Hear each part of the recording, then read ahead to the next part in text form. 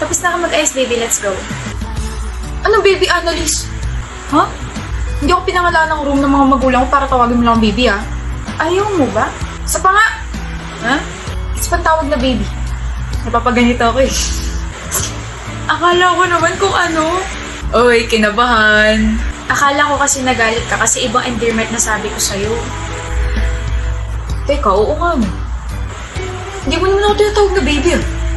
Mahal talaga tawag mo sa akin. Sino yung baby na yan? Ikaw! Weh, may iba ka na eh.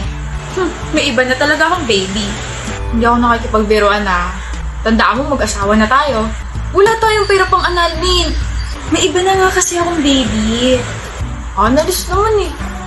Buntis ako eh. Ha? Buntis ako kaya may iba na akong baby. Nandito na yung bagong baby. Baby natin. Oh my good life. Surprise? Uy! Diyos me, akala ko mahihimatay ka na. Seryoso, wala kang iba? Wala nga. So may baby na tayo? Oo nga. Bro!